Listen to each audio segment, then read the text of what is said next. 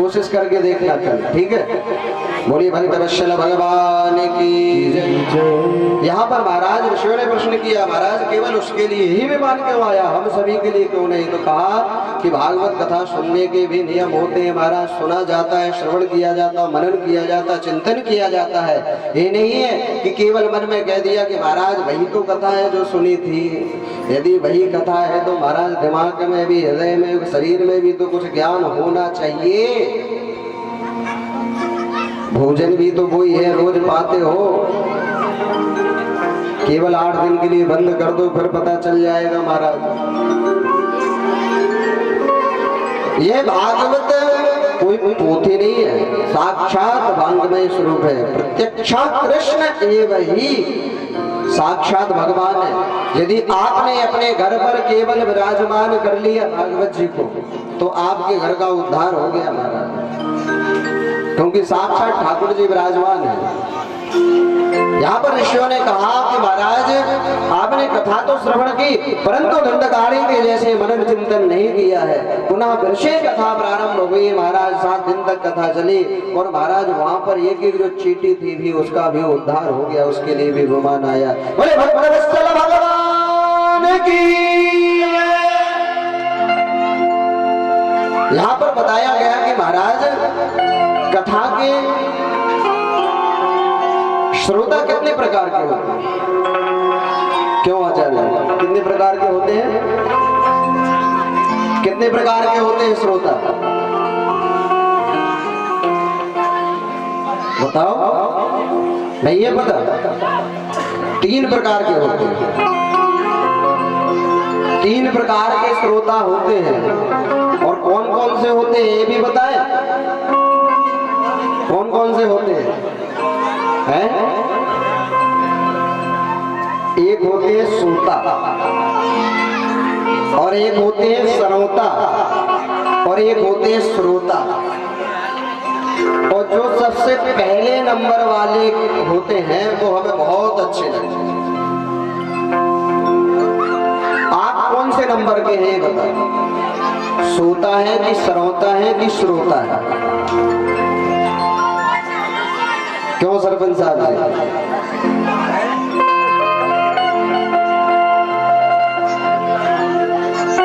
हमारे दादी जी बताएंगे कौन से नंबर के श्रोता हैं आप? हैं? 3रे नंबर के। एक बार जोरदार ताली की सेवा करें अपने। हाँ, वाकई में आप 3रे नंबर के ही श्रोता हैं। लेकिन महाराज हमें अच्छे लगते हैं पहले नंबर वाले।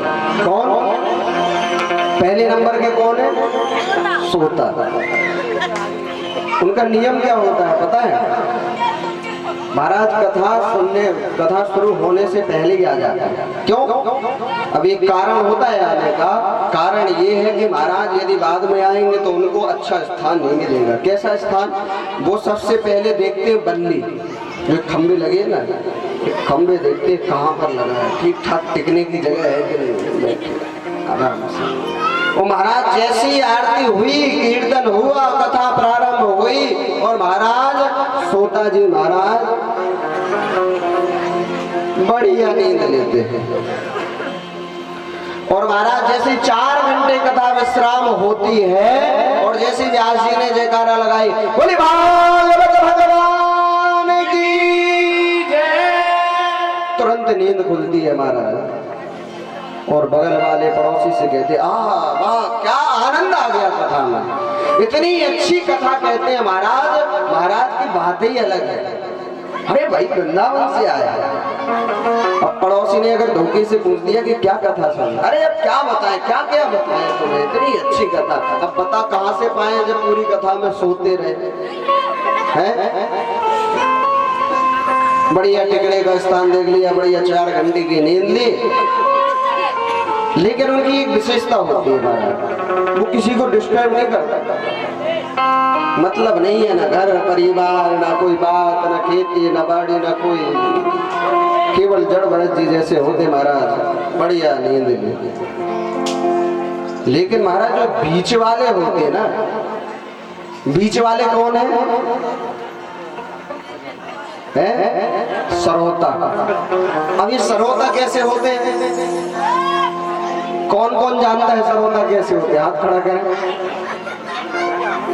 महाराज ये सरोता जो होते हैं इनकी तो विशेषता है कि इनका तो व्याख्यान कर ही नहीं सकते हैं, बिल्कुल कर नहीं सकते, क्योंकि उसके लिए महाराज उनकी जैसे पीएचडी करनी पड़ेगी जो सरोता होते हैं। सरोते का काम क्या है? वैसे अपने यहाँ की एक परंपरा है। क्या परंपरा है कि हर दादा बूढ़े बाबा एक एक थैलियाँ रखते हैं, उस थैलिया में सरोते को जरूर रखते हैं, और जहाँ फालतू बैठे तो बस कतर कतर कतर कतर करना उसने शुरू कर दिया। तो क्या करे बेचारा, उसका काम ही यही है। जो सरोता होता है महाराज बड़ा अद्भुत होता है। पहले तो रोकेगा, फिर महाराज खुद आएगा क्योंकि मन भी नहीं मानता है। फिर ना तो कथा से मतलब, ना पूजन से मतलब, ना महाराज किसी से कोई मतलब नहीं, केवल क्या देखना है टेंट कैसे लगा। अरे साउंड बहुत आवाज करता है, कहाँ का है ये? अरे संगीत वाले पता नहीं खुजाते से रहते बैठे बैठे है। और ये महाराज केवल कथा ही कथा करते हैं, कोई इधर उधर की कोई बात ही नहीं, केवल कथा ही कथा। वो जो कथा है वो ही सुनी थी। हम ना तो महाराज खुद सुनेंगे ना दूसरे को सुनने देंगे, बार बार टॉर्चर करेंगे बगल वाले को। देखो देखो ये कैमरा वाला कहाँ ले जा रहा है कैमरा, देखो देखो यार, ये केवल उन्हीं को दिखा रहा है, हमें तो दिखा ही नहीं।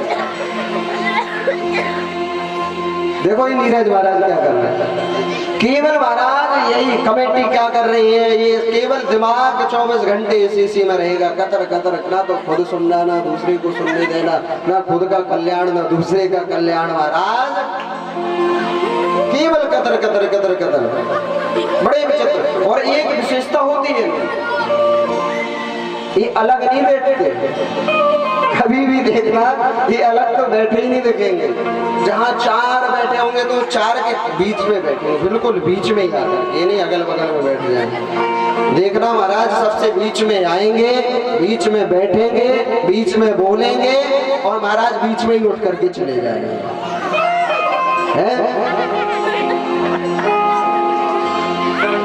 बड़ी विचित्र स्थिति होती है महाराज, क्योंकि सरोते का काम ही कतर कतर करना। और लेकिन जो श्रोता होते हैं वह कैसे होते हैं? कथा शुरू होने से पहले, आरती से पहले आते हैं, आकर के बढ़िया भाव के साथ में यदि कोई भी सेवा की जरूरत पड़ी वह सेवा करते हैं। भाव से आरती करते हुए कथा को श्रवण करते हैं, आरती करके प्रसाद लेकर के जाते हैं, और 7 दिन तक भाव से कथा को श्रवण करते हैं। और जो इस भाव से कथा को श्रवण करता है, चिंतन करता है महाराज, उसी का जीवन में उद्धार होता है। हम आप तो कथा श्रवण करने के लिए आ ही रहे हैं, साथ में अपनी संतान को लेकर के आए। यदि आप लेकर के नहीं आओगे तो महाराज फिर क्या होगा? यदि आप आज मंदिर जा रहे हैं अपने संतान को लेकर के, आज अपनी कथा में आप कथा में आ रहे हैं संतान को लेकर के, तो बुढ़ापे में वही आपको तीर्थ कराएंगे, वही मंदिर ले जाएंगे, वही कथा श्रवण कराएंगे। और महाराज जब आप अपनी संतान को लेकर के ही नहीं आओगे तो तुम घर बैठ करके इंतजार ही करोगे कि महाराज 7 दिन की कथा मिल जाए सुनने को बुढ़ापे में। एक बार परीक्षित बन जाए, पूरा जीवन निकल जाएगा, कभी कथा नहीं सुन पाओगे, मंदिर जा नहीं पाओगे। क्यों? क्योंकि आज यदि आप अपनी संतान को लेकर के आ रहे हैं, कथा सुन रहे हैं, अरे कितना उद्दंड करेंगे, कितना शैतान करेंगे, कान में तो जाएगी कथा, कुछ कल्याण तो होगा ही। लेकिन महाराज हम आप क्या करते हैं, चलते फिरते चले आ रहे हैं, चाहे जैसे कपड़े पहने कहीं से भी आ गए। हम आप सब जानते हैं नियम क्या है, विधान क्या है, ये तो केवल बताना एक क्योंकि भागवत कथा में सबसे पहले महत्व कहा जाता है। कौन नहीं जानता है कि भागवत कथा कैसे सुननी चाहिए? कौन नहीं जानता है कि पूजा पाठ में कैसे वस्त्र पहनने चाहिए? कौन नहीं जानता कि पूजा की क्या तैयारी होती है? लेकिन हम आप ना तो खुद आते हैं, ना अपने परिवार के बच्चों को लेकर के आते हैं, फिर वही बच्चे हमें घर से निकालते हैं। फिर हम परमात्मा को पूछते हैं कि प्रभु, इस संतान से बढ़िया तो संतान ही नहीं होती। अरे जैसे तुम उनको संस्कार दोगे महाराज, वैसे तो तुम्हें संस्कार तुम्हारे सामने दिखाएंगे। जब आप खुद स्वयं माता पिता की सेवा नहीं करोगे तो बच्चे कहां से कर लेंगे? बताओ। जब आपको खुद देखेंगे कि आप अपने माता पिता को कष्ट दे रहे हैं तो वो भी आगे चल करके वही करेंगे। तो यहाँ पर श्रोता बनकर के कथा को श्रवण करने चाहिए, ना कि श्रोता और सोता। सोता बनकर के श्रवण करोगे तो एक बार नहीं 1000 बार कथा सुन लोगे, जीवन का कल्याण नहीं होगा।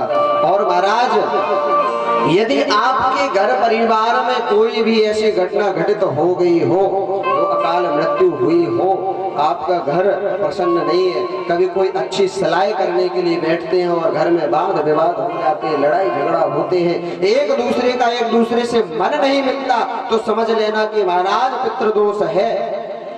और वह कैसे उससे मुक्त हो सकते हैं?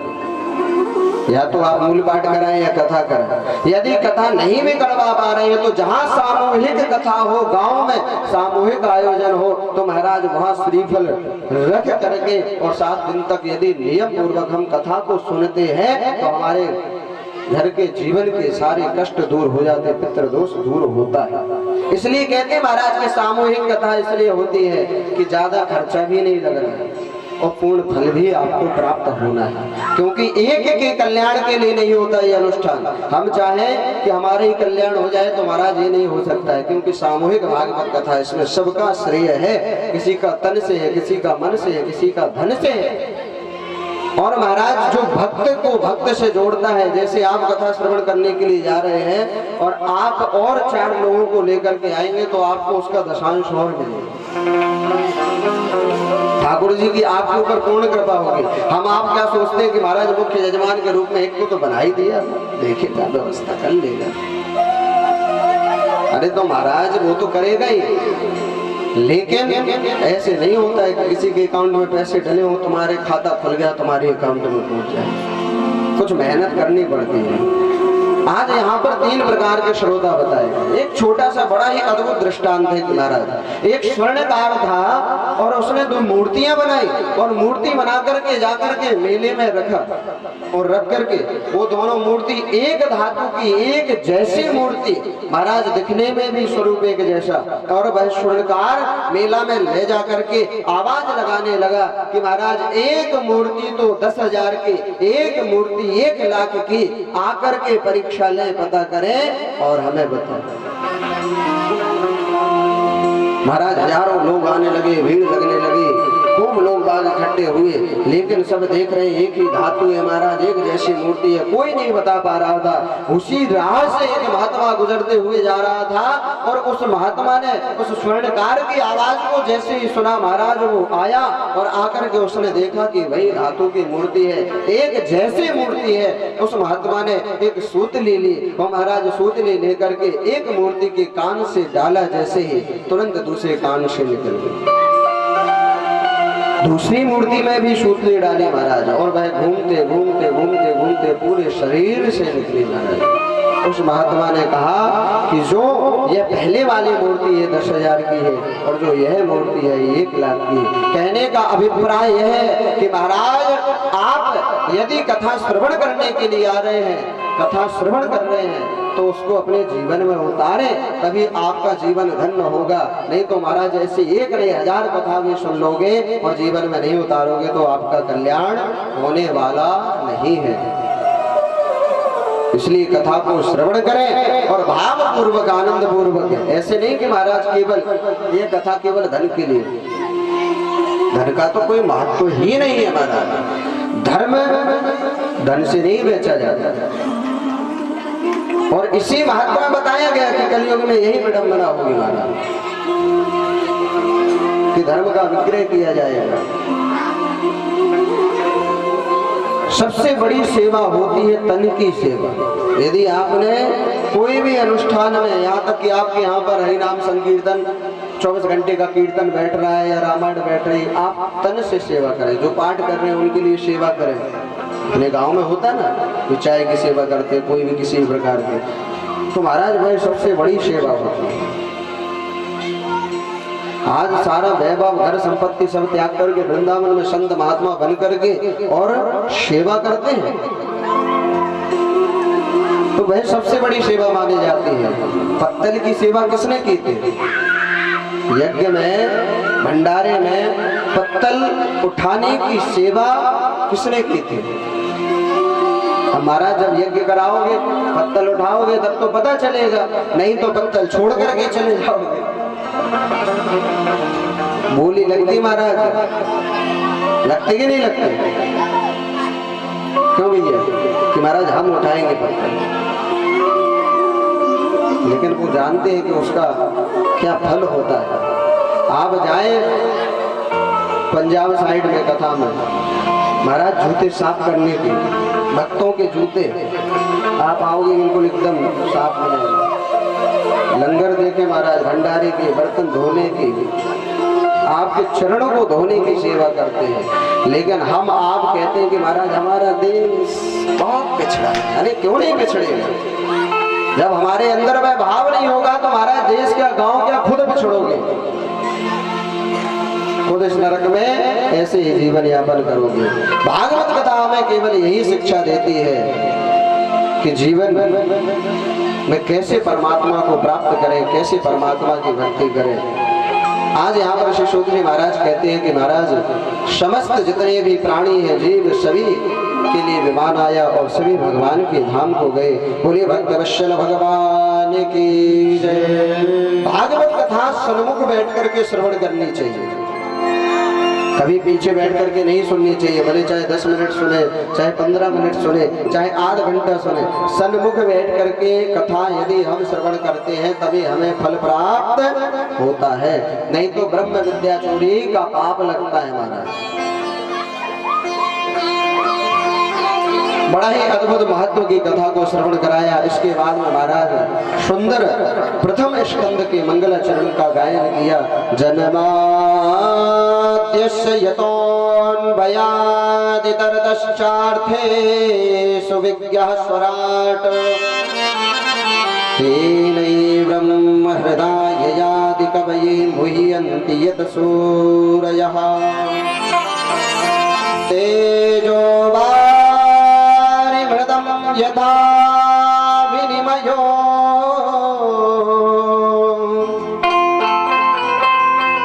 यत्र त्रिशर्गो मृषः भावनः स्वेन सदा निरस्तकुहकम्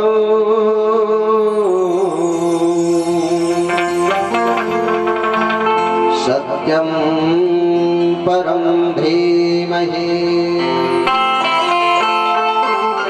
आज सबसे पहले सर्वप्रथम श्लोक में भागवत जी में सत्य की वंदना की गई। धर्म न दूजन सत्य समाना आगम निगम पुराण लिखाना।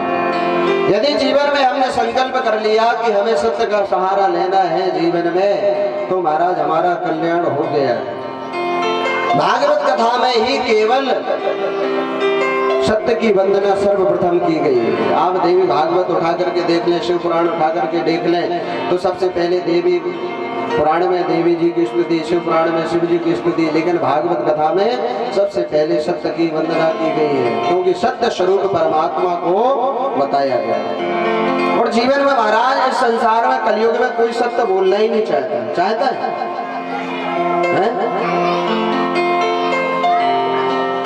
चाहता है सत्य बोलना? कोई नहीं चाहता। जब सामने मिलते हैं ना तो भैया अरे महाराज राम राम राम राम, और पीठ पीछे वो तो परमात्मा ही जानते हैं कि आपके सामने महाराज ऐसे यज्ञ होंगे, ऐसे खड़े होंगे, ऐसे बोलेंगे कि हमारे माता पिता, सगे भाई बहन, यहाँ तक कि धर्म पत्नी से भी सगा हमारा यही है। और उसके बाद में महाराज ऐसे काटते हैं कि पूरे जीवन भर ना तो बोल पाते ना कह पाते, केवल यह स्थिति है, केवल छल और कपट। नारद जी महाराज जब कलयुग में मृत्यु लोक में आए, जब देखा कि महाराज बड़ा विचित्र स्थिति है संसार के प्राणियों, ना तो कोई धर्म को जानता है, ना कोई पहचानता है, ना कोई धर्म करना चाहता है। यदि किसी ने कह दिया कि भैया चलो वहां पर यज्ञ हो रहा है, चलो चल करके यज्ञ में चले, तो जो जा रहा होगा महाराज उसी को रोक लेंगे। यदि किसी ने कह दिया चलो भैया कथा श्रवण करने के लिए चलते हैं, तो महाराज सबसे बड़ा समझ लो दुश्मन वो ही है जिसने कह दिया कथा, सबसे बड़ा दुश्मन। यदि आपने कह दिया कि भैया वहां कथा हो रही, वहां यज्ञ हो रहा है, चलो श्रम दान कर लेते हैं, तो महाराज कोई ना कोई बहाना बना करके निकल जाए। यह कलयुग की विडंबना है, कलयुग की स्थिति है। नारद जी महाराज ने बड़ा ही अद्भुत विचार किया, और यह स्थिति परमात्मा जब देख रहे थे, क्षीर सागर में पड़े हुए, तो परमात्मा ने सोचा कि संसार में जाकर के भक्ति का प्रचार प्रसार कौन करे, किसी ना किसी को तो जाना पड़ेगा। तो यहाँ पर माता लक्ष्मी ने श्री शुक के रूप में श्री सुखदेव जी महाराज विराजमान है और परमात्मा का भजन कर रहे हैं, कीर्तन कर रहे हैं। माता लक्ष्मी ने कहा कि पुत्र तुम जाओ जन जन में भागवत धर्म का प्रचार प्रसार करो। शुक ने मना कर दिया, कहा कि हम नहीं जाएंगे, क्योंकि कलयुग में बड़ी विडंबना है। जो परमात्मा का भजन करते हैं महाराज माया पकड़ लेती है, परमात्मा का भजन नहीं कर पाते हैं। हम आप संसार की माया में तो फंसे पड़े हैं। हमें भगवान ने कितने घंटे दिए? 24 घंटे। 24 घंटे में हम परमात्मा का भजन कितने घंटे करते हैं? कोई करता है? महाराज 10 मिनट भी परमात्मा के लिए नहीं है। 10 मिनट यहाँ नित्य प्रतिदिन किस किस के घर में गोपाल जी हैं? हाथ खड़ा करें।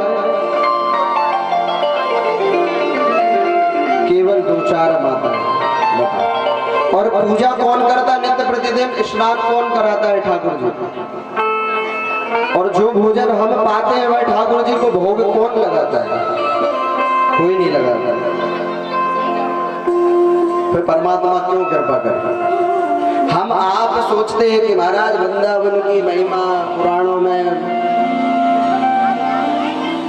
मथुरा की महिमा, गोवर्धन की, नंदगांव की, महाराज जैसे जीव हमें वैसी तो वो है। लेकिन पुराणों में उनकी महिमा इसलिए गायन की गई है क्योंकि वह परमात्मा को अपना सखा मान करके सेवा करते हैं, मित्र मान करके सेवा करते हैं। जो खुद खाते वही खिलाते, जो खुद पाते वही पवाते। महाराज आज आप जाएं वृंदावन में तो देखें परिक्रमा मार्ग में महाराज अंग्रेज भी गेरुआ वस्त्र धारण करके और बढ़िया मृदंग लेकर के, छोटा सा माइक लगा करके, हाथ में मजीरा लेकर के कीर्तन करते हुए गाते जाते हैं। क्या गाते हैं? महामंत्र। महामंत्र किस किस को आता है? हाथ खड़ा करें। किसी को नहीं आता है। हरे कृष्णा